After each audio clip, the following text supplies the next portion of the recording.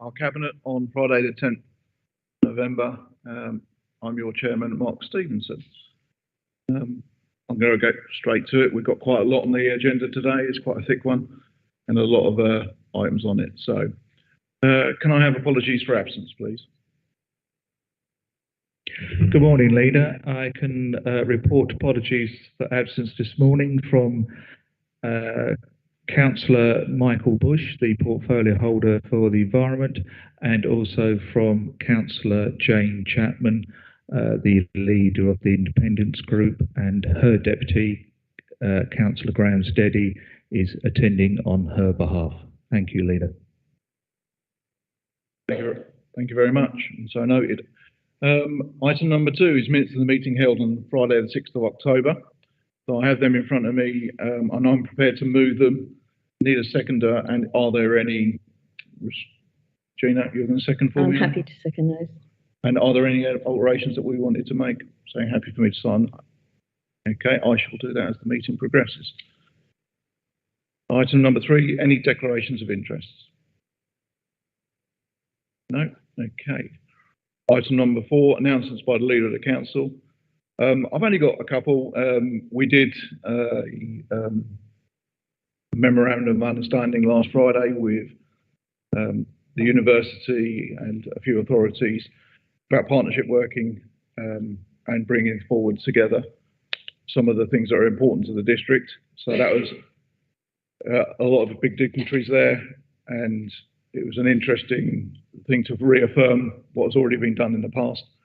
And I was very pleased to sign that memorandum of understanding again. And also, I think it was Monday, I was down in Canby, where Sports England was doing their release for the country. It was nice that Essex was able to pick up the accolade of being the place to launch that £250 million bid, which we are part of. So those are my announcements. Number 5, announcements by Cabinet members. I'm not aware of any. No, thank you very much. Number 6, matters referred to the Cabinet by the Council. There are none today. And so number 7, matters referred to the Cabinet by a committee. And this is a reference from the Planning and Local Plan Committee, the draft Jaywick Sands plan. And I believe, Andy, you're going to lead on this and move it for us. I am, Chairman. Just like to firstly thank all those who've been involved in the preparation of this place plan for Jaywick Sands. It's a very comprehensive document. I also very much welcome the recommendations from the Planning Policy and the Local Plan Committee. And I would like to emphasise to everyone the importance of the place plan, providing a long-term strategy for the future regeneration of Jaywick Sands, and in particular a strategy that will have been developed through positive engagement with the Jaywick Sands community. The recommendation is shown at the bottom of page 21. However, I'll read it out for the benefit of those that might be watching. The recommendation is that, subject to Cabinet's consideration of the recommendation of the Planning Policy and Local Plan Committee arising from its meeting held on the 5th of October 2023, Cabinet resolves that the draft Jaywick Sands place plan be approved for consultation with the public and other interested parties. And I so move that. Leader? Thank you, Andy. I need a seconder. I'll second that, Leader. Councillor. Just a couple of words. I'm sure anyone who's seen this document will see that it's a really, really good document, a really good piece of work. And it's something that we can now look at to the future and draw out, obviously look at long-term aims and visions, but there's also, if you look through that, there are quick wins there that can possibly be looked at with the support and the right funding being made available. But it certainly gives us something to actually speak about and take forward with various other partners around the county to see what we can do. And one of the things I really like within that document is that if you look through it, there's been a real good consultation with residents, and you can see the feedback from residents has actually formed a really big part of this document. So it shows that consultants and whoever's put this document together has listened to the residents and listened to their views and actually put some of those views and shaped some of the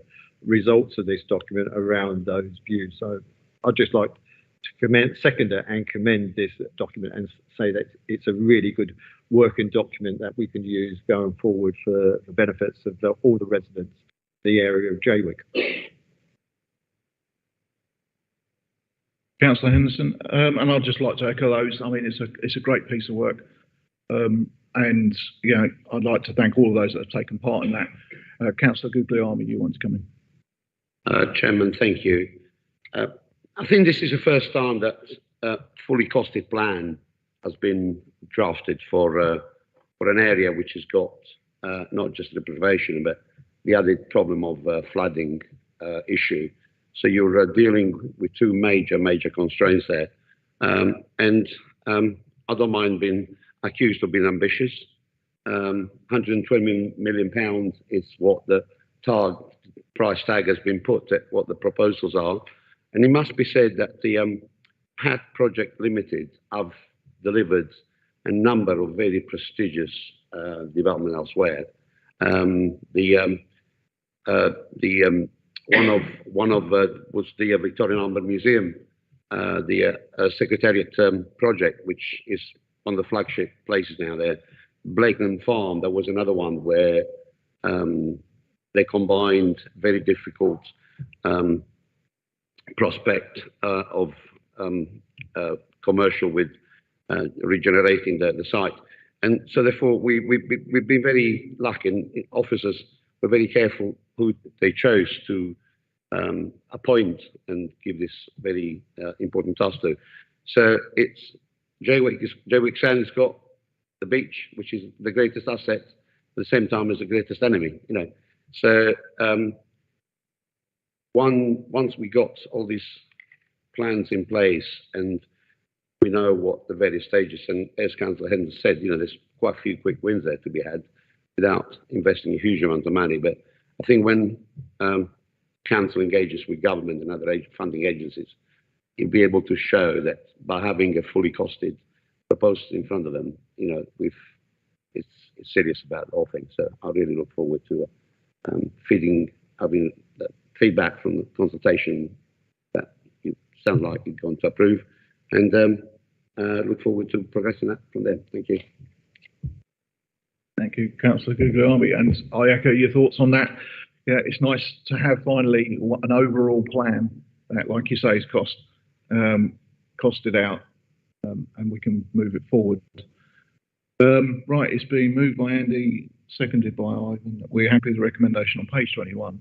All those in favour? Great, thank you very much.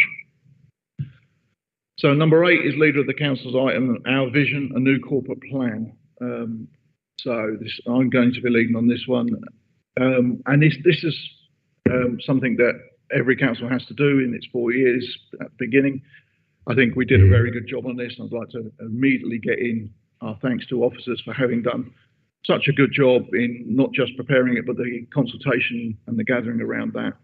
I think generally we've got a good geographical representation, and it has helped the cabinet to not only, you know, justify some of the priorities that we thought, but it's helped us include 1 or 2 alterations, and that's shown here today. So I'm going to move that. I believe I was looking for a seconder. Councillor Barry. Yeah, thank you, Leader. I'd like to second that, and also just say how pleased we were with the massively improved response rate from residents around this. And it's encouraging that so many have come forward to express their views, but I think we see this as not the end, but the start of a process of engagement. This is setting down putting down the benchmark, and hopefully it will lead on to future levels of engagement around delivering those priorities. So I think we're very much on the right track in that respect. Thank you very much. Does anybody else want to speak on that? Councillor Placey. I'd just like to agree with Councillor Barry's remarks.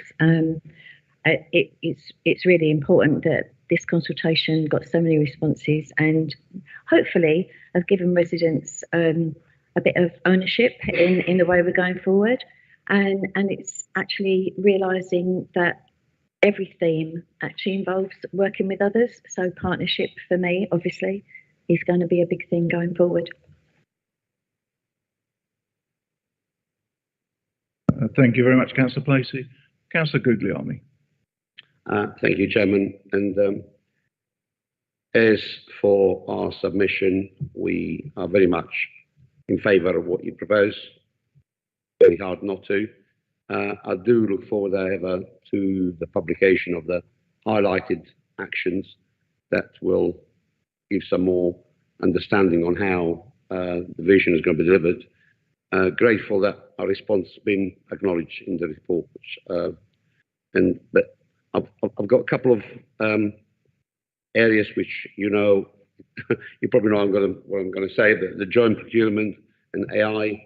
There are two areas which are, for me, quite pivotal on how this is going to underpin everything. If you've got the finance in place, you can do whatever you want. If you haven't got the finance in place, it's going to be quite difficult. So I do look forward to the publication of the highlighted actions, so to understand what the plan is going to be and what the priorities are going to be. And as I said, it's very hard to disagree with the principles that you have come up with, and they're very laudable. You've got a climate action review of the coming up as well, which that's another, and that doesn't kind of feature very highly on there. It's probably lost in translation, but again, that's another major piece that we really need to tackle.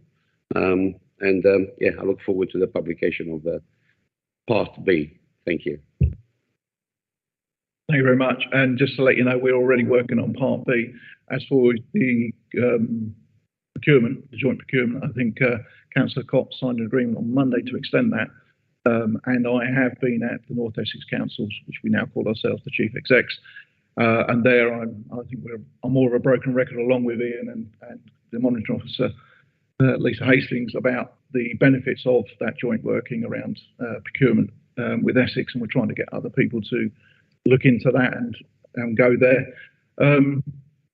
So the climate change, I think that's something we're going to be looking at. You're right, it's not high on that in there, but that is possibly just a little bit of translation. So, but Part B, like you say, will be on its way. So you'll see it soon. Thank you. Again, it's been moved by me, seconded by Mick. Are we in agreement to move the recommendations on page 155 and page 156? Thank you very much. Okay, so the next one is also me. This is the lead of the council item, Finance Performance Report 23-24, and the general update at the end of September 23. So this is Q2, as it's called. And to be fair, we only had Q1 at the last ICAB, so the position isn't changing that much. It's exactly where we were thinking it is. There's a couple of little things starting to creep in around the crematorium income, and the energy costs are a little bit higher than we would have liked, but we think that's going to be covered by the positive position around our treasury. I think, in the longer term, we have got to look at, where the position is going to leave us, and we're looking to, reduce our liabilities around that and manage our costs quite considerably. I think Carlo, you mentioned last time about the staffing position. When the report came out, we hadn't actually got that in the day. That's typical with everything. The day the report was printed, then the decision by the unions to accept the pay award came through, and I'll be pleased to announce that it's 3 to 4. It's likely to be 400 to 500,000, but that's covered with the vacancies like we thought it would be. And we've got to look ahead at the position next year, which we already know is 200,000 to 300,000 pounds. But it is significant, and it is an additional pressure that we're going to have to look at. Inflation is currently, stubborn, and I think we're going to have to take that into account with going forward. But our assumptions around income has also, around council tax and business rates has also increased. Our savings of £3 million, that still stays the same. It's going to be experienced by all other authorities. Like I said, I was at the North and Chief Execs meeting yesterday. Pretty much everybody in the room was very concerned, and it was almost the top priority for us to talk about is, will we be here in a few years' time? You know, the 114 notices seem to be becoming more and more popular. I'm glad to say that we're well away from that at the moment. I wouldn't like anybody to think that we were, because I've mentioned it. And we're also doing some work around exploring potential savings going forward. So I think that's my summary of the QT. I'm going to move it. I do need a seconder. Thank you, Lee. Thank you very much, Peter. Councillor Guglielmi. Wrong of me not to say anything about the excellent financial position that we're very fortunate to find ourselves in. And just a thought occurred to me when I looked at the treasury activity, that's more or less plugged up for the next couple of years. And going forward, all the forecasts are the interest rates are set to remain quite high. So every cloud that's got a silver lining, really, isn't it? And with just over £2 million income, with another forecast million on top of that, that is your gap close, really. In view of the ongoing high interest rates, I think it would be quite good. I think I raised this point last time, and to understand what your next 10-year forecast is going to be, because obviously we are fortunate to be in the position we are, and the business rate looks like, again, it's another area of growth, although the interest rate might impact on that. So I would just try to understand if you've mentioned in the report that, you know, it is something they're looking at. Just like to understand if you got what your intentions are to produce one. And again, the parking income, again, it's ahead of the profile, which is great. I just wanted a brief conversation at the beginning of the meeting about the NEP, and do we have any updates on what's happening there? Because obviously that's something that affects all of us. I will not repeat my speech from last couple of meetings, but it'd be quite nice to have an update on that. And yeah, very healthy contribution of 671,000 to the forecast risk fund. So we really, compared to other authorities, are very, very good. And it's nice to see that the position of Birmingham City is continues to appear in the report, which is quite good to give everybody a bit of comfort. Those are my comments. Thank you. Thank you, Carlo. As usual, I wouldn't expect any less from the former finance portfolio holder. I'll let Mick go first with the NEP. Yeah, thank you, Carlo. Well, yeah, we had a full NEP meeting yesterday, and we made some fairly robust representations about the financial position, which lacks clarity and detail.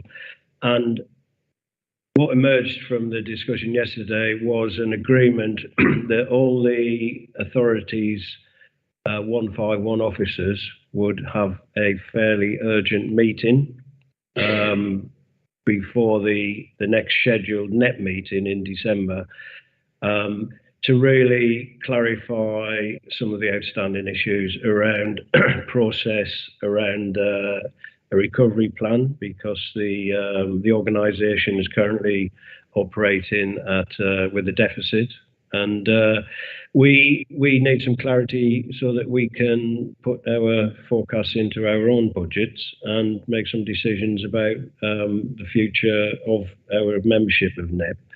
So I'm hoping by the next meeting, December the 21st, I believe, that we will have had a full briefing paper that is sanctioned or signed off by all the 151 officers of the relevant authorities, and they will give the whole thing a lot more clarity and a lot more authority going forward. So I think we've certainly stated our case, and, you know, with the support of our own officers, I think that was listened to yesterday and supported by certainly by one other council. And I hope we will see a clearer way forward by the end of the year. Carlo. Quick comeback. Thank you, Barry, for your update on that. Does the South Essex Parking Partnership ever get mentioned and compared to the operational? That's closer to London, so therefore you cannot compare apples with apples and pears with pears, you know. So, but nevertheless, they're in a much wealthier position than the Net is, and the continuous rejection of not taking up our offer to Dovetail, because we're the furthest away from everywhere else, and that's the reason why enforcement doesn't really get carried out. Just wanted to understand that. Thanks.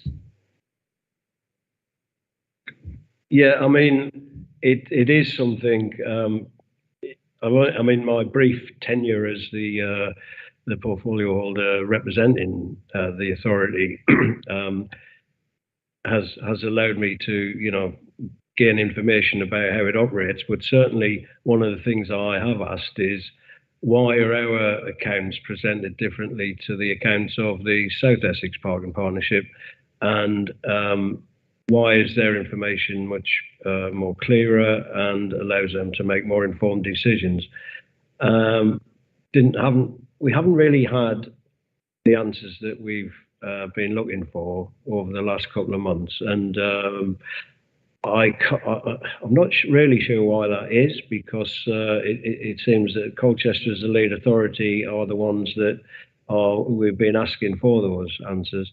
I understand there has been some changes in personnel, but we are, as I say, we're hoping this summit meeting of 151 officers will resolve all those issues.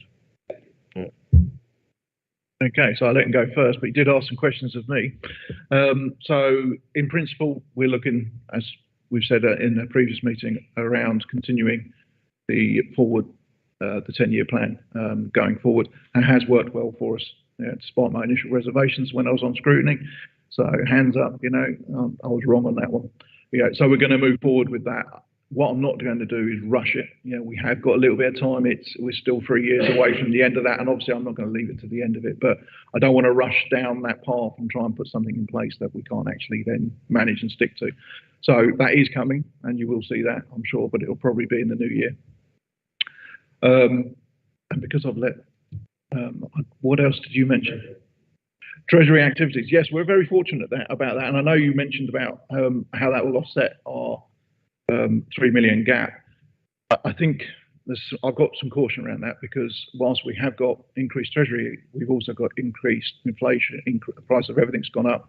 Yeah, so we are seeing the positive side of things, but we're also seeing the negative side around a lot of our costs that we originally budgeted for this year have increased quite considerably, and so that is actually offsetting against some of that as well, and that's covered in the report against our cost pressures.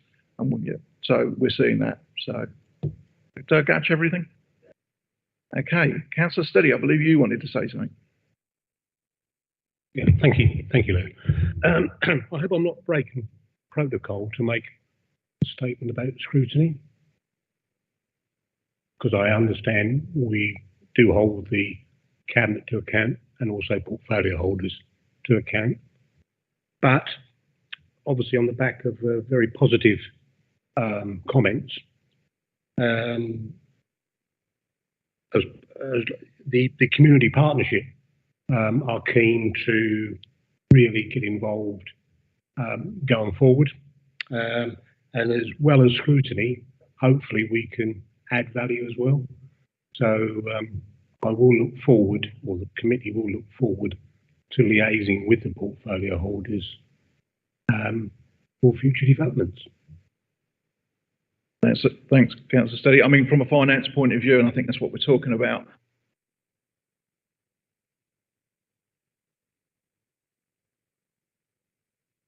I actually made the recommendation that all external funding should actually be scrutinised by your committee as part of the budget setting process.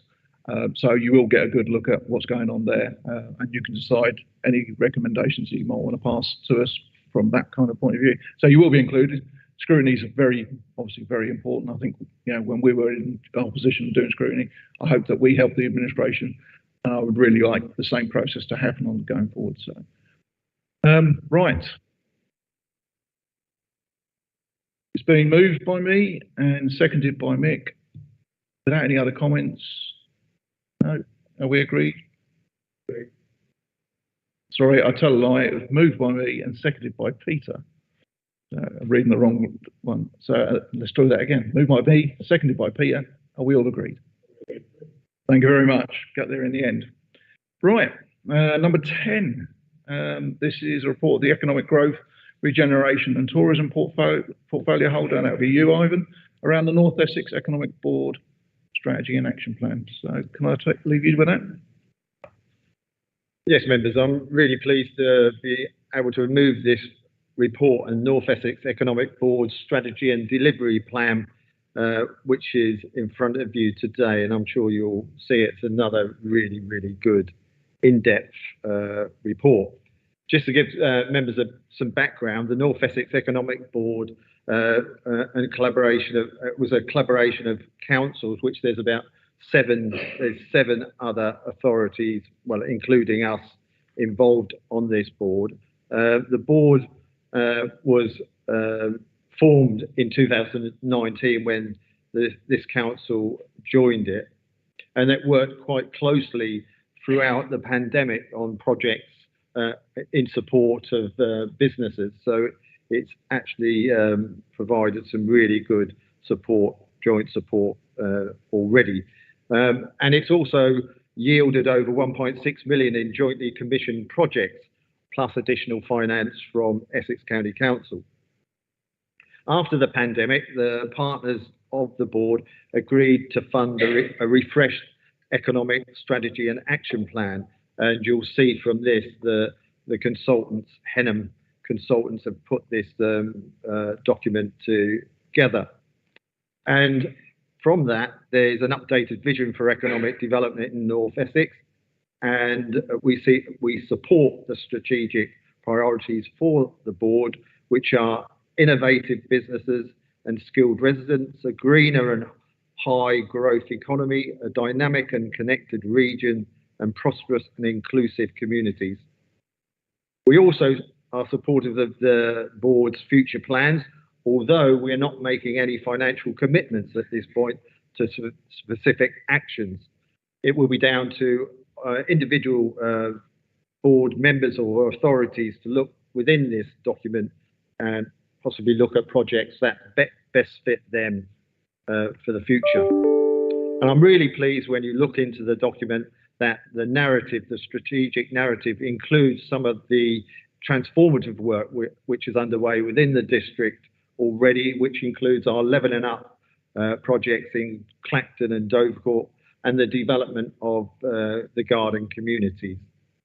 I therefore, members, want to move this report, and as I said, you'll see the recommendations on page 228.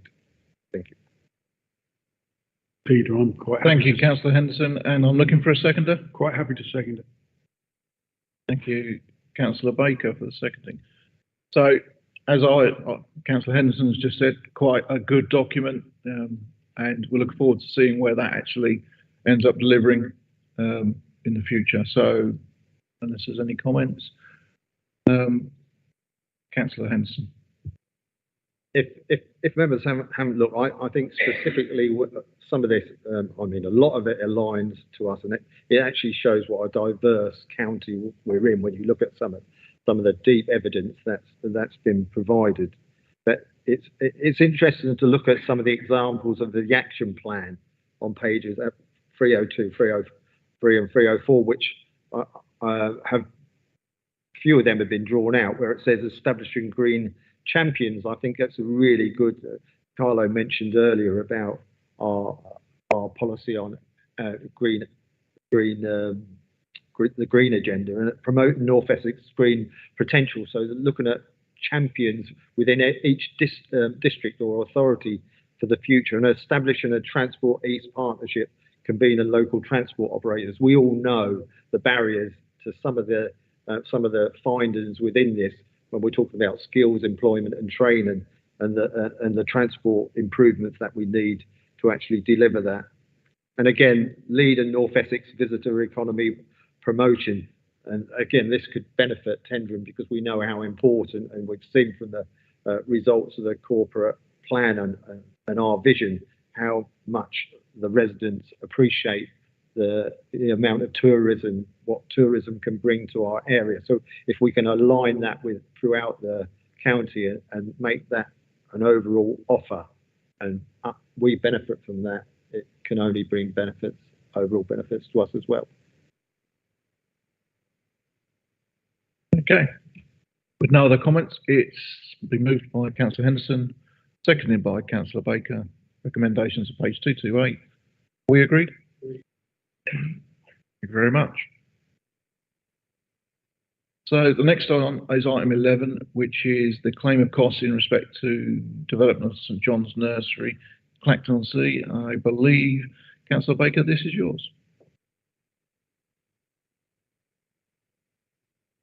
It is indeed, Chairman. Just some brief details, if I may.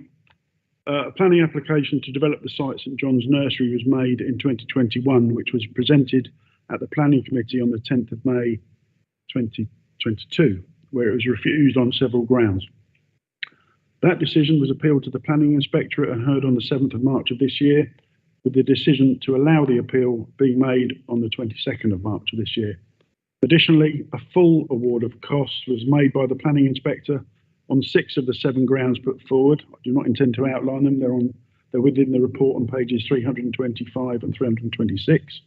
And that is based on the planning practice guidance, which permits costs to be awarded against a party that has acted unreasonably and caused the other party to incur unnecessary and wasted expenses in the appeal process. It's clearly regrettable that the Planning Inspector overturned the Council's decision and felt it necessary to award costs against us. Since the adoption of the Council's local plan, we have seen a considerable drop in the number of speculative planning applications being submitted and the number of Council decisions on major applications being overturned on appeal.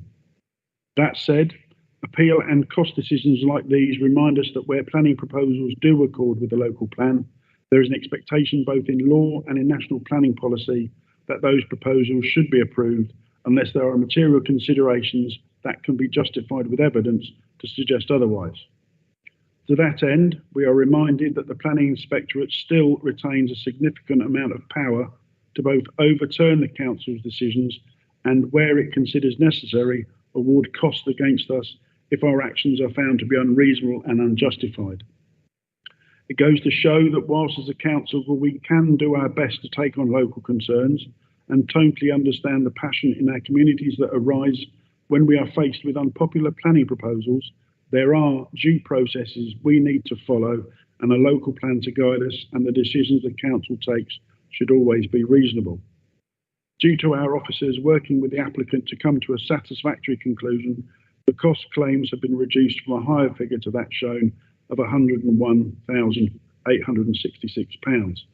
The recommendation is as shown on page 326, and the recommendation is that Cabinet A agrees to pay the sum of £101,886 to Kelsworth Limited in respect of its claim for costs as ordered by the Planning Inspectorate on the 22nd of March 2023. B, subject to decision on A, notes that the above payment will be made from the budget for planning appeals costs, and C, supports the outcome and impact of the appeal decision and costs award being included within an annual report to Planning Committee on appeal decisions. And I move the recommendation, Chair. Thank you, Councillor Baker. Do I have a seconder? I'll second. Councillor Placey? Councillor Guglielmi, you wanted to say something? Yes, thank you, Chairman. Well, my views on this are quite well known.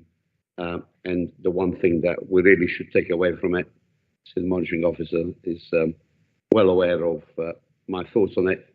It's down to training. Let's not beat about the bush. This cost came about because of a bad committee decision.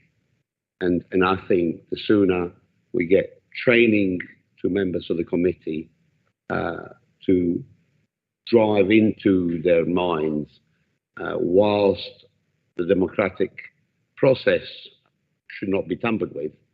Nevertheless, decision making, especially on planning, this gives you a really, really good example of what to take into consideration, what not to take into consideration.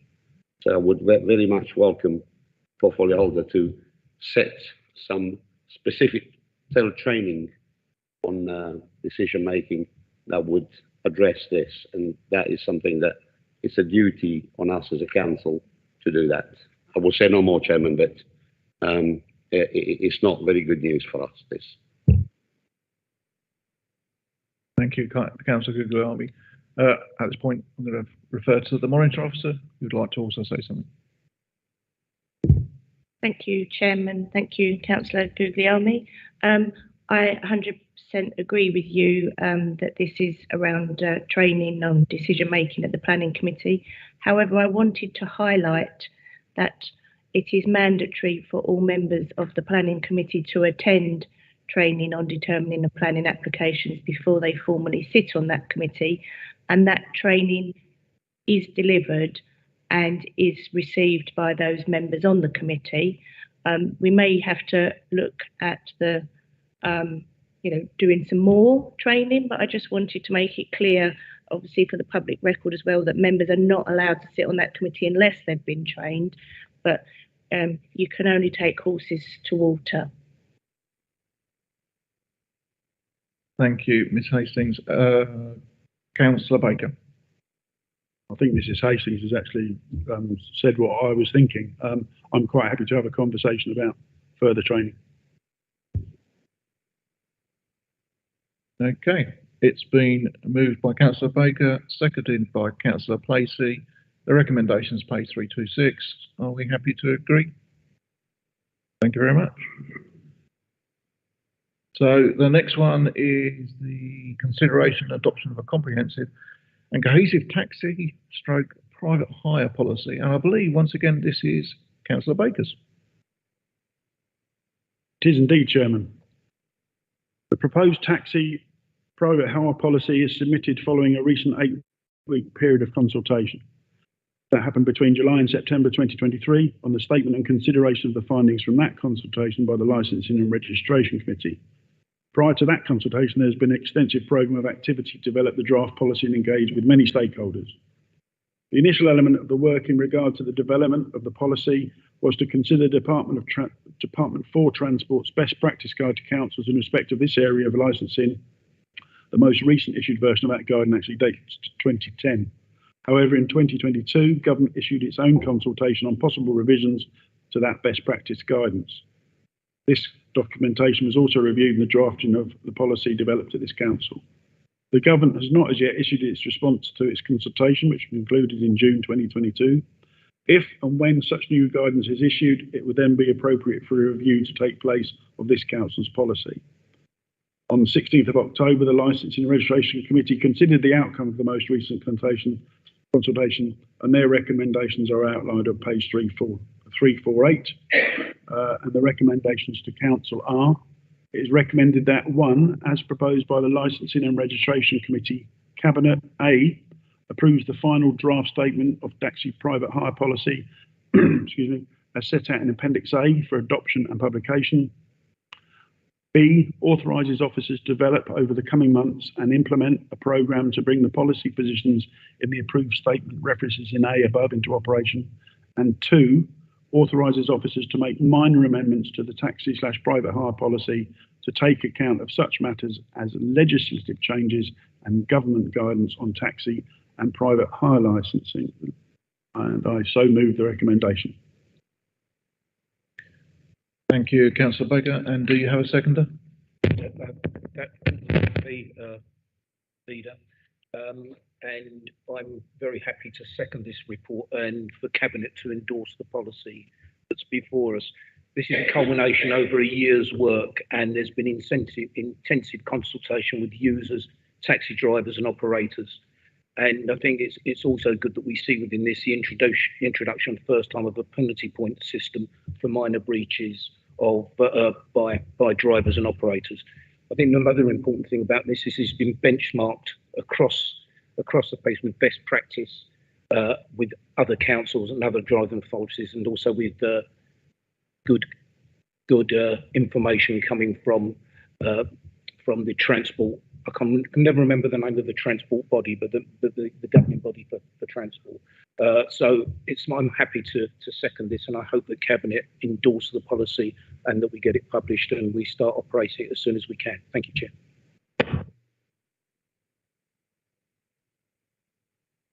Thank you, Councillor Baker and Councillor Cott. In the absence of any other comments, are we happy to move the recommendation on page 348? Thank you very much. So it's becoming the Councillor Baker show. The next one is the consideration and adoption of housing policies on repairs, damp and mould and fire safety. Would you like to take this for me, Councillor Baker? Thank you, Chairman. And this is the last for today, you'll be glad to know. Regulation of the housing sector has been introduced by the government and will commence on the 1st of April 2024. Due to this regulation, it is likely there will be major increased demands on the council's housing services. The provision of housing services is essentially self-funding, with separate accounting processes to the council's other general fund functions. The increasing demands are likely to place significant additional pressures on finance and other resources. Although the adoption of these policies is not of itself mandatory, there are legal and regulatory standards for performance which these policies aspire to facilitate compliance with. The repairs and maintenance policy establishes performance targets and establishes a framework around compliance matters, information and property standards. The damp and mould policy sets out more detailed arrangements for dealing with damp and mould issues in the housing stock. And the fire safety policy identifies appropriate locations for evacuation and stay put policies, assessment of risk and provision of information. The first two policies will be reviewed within 3 years or earlier if required of adoption, while the fire safety policy, will be reviewed within 12 months of adoption. All three policies are intended to set a compliance standard for maintenance and management of the housing stock. Failure to maintain and manage our housing stock appropriately has potential regulatory and other legal consequences. It is also essential to the health and well-being of our residents. The adoption and implementation of the policies is aimed at minimising the risks of harm and non-compliance. The recommendation is at the bottom of page 413, and it is that Cabinet, having considered the draft policies appended to this report, formally adopt the policies and authorises their direct and immediate implementation. And I so move the recommendation. Thank you. Thank you, Councillor Baker. Do you have a... Yeah, I second this. As Mr. Baker says, good housing conditions are very important to the health and well-being of people. So I hope that Cabinet endorse this and that they do come into effect immediately. Thank you. Thank you, Councillor Placey. Councillor Guglielmi. Chairman, yeah, thank you. I welcome this, even though it's not a mandatory action for us to take. Nevertheless, it's the correct action for us to take. And again, this will no doubt add to the financial burden that we already have, because obviously the addition of this policy will carry a cost extra, but we have got the legal responsibility to make sure that our housing stock is fit for purpose and does not pose a danger to our tenants and the reputation of the council is at stake. So I do welcome the adoption of this. And, Thank you, Councillor Guglielmi, and I agree with you. There will probably be an additional financial cost, but you know, we can't put a price on the health of our residents, and we will make sure this is implemented as soon as possible. So the recommendation is moved by Councillor Baker, seconded by Councillor Gina, and it's to adopt the policies and authorise their direct and immediate implementation. Are we all in agreement? Thank you very much. Item number 14. This is the Local Council Tax Support Scheme. So the discretionary council tax exemption discounts premiums for 24-25 and the annual minimum revenue provision policy statement 24-25. So I'm going to be moving this one today. And normally this would just be a continuation and stability for residents that we saw in the previous years and previous administrations. And it's an important consideration, especially in the current economic climate. I think, however, we have got two changes that were introduced by the Levelling Up and Regeneration Act. It is proposed to levy a council tax premium on properties empty from 1 year instead of 2, along with a council tax premium on second homes. So it should be noted that this is not about making money. This is about trying to increase the number of properties available for local people to live in.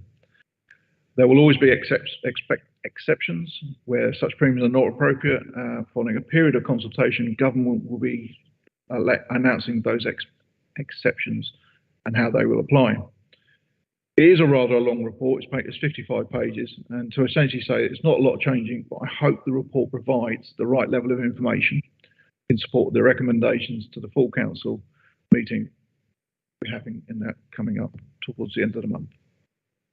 So I'm going to be moving it. I'll come to you in a second, Councillor Scott. I do need a seconder first.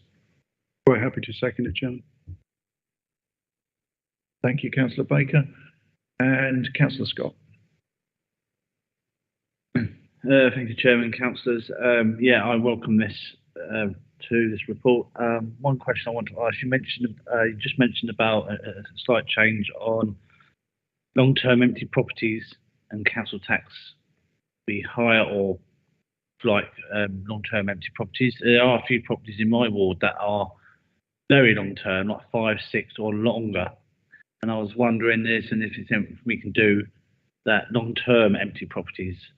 I know of properties that are in tendering that are long-term empty. They're dilapidated, and residents either side are tearing their hairs out, trying to find a solution to try and encourage the owners of these properties to actually come back and clear them up, make them fit for purpose, and let people rent them or sell them on. But at the moment, there are properties that are left 5, 6 or more years, and people in the surrounding areas are on the end of their tether on looking at these houses and properties that are left empty and no one in there. And I was wondering, is there something we can possibly do, or maybe lobby government to change the rules on long term? I mean, 5 or 6 years or more. Thank you. Thank you, Councillor Scott. I think Councillor Baker wanted to reply to this. Thank you for the comment, Councillor Scott. Actually, it's something that when I was given the portfolio for housing planning and other bits, it was one of the things that came into my mind that, you know, we do have a fair few. I've actually noticed another one yesterday as we were driving about, just sitting there empty. So it is something that I want to take forward with officers. We have had a conversation about it. We will have further conversations. If you do have those details, then I'd encourage you to pass them forward where they are on, and then we can take that forward. Thank you. Chairman, I welcome Councillor Baker's comment. I mean, I would be a bit more ruthless and maybe have the council tax times 5, and that might actually trigger a response. And if they don't, times it by 10 until the owners of these properties actually get some way and okay, we better do something with the house because their council taxes go up and up and up. I have forwarded on to members' inquiries, and I had a very good response from officers. I think it's something we need to look deep into this in the future. I'm not sure as an authority we were allowed to charge 5 times or 10 times. I think we're guided by the government and the law. But if that ever happens, then it's something we can take into consideration.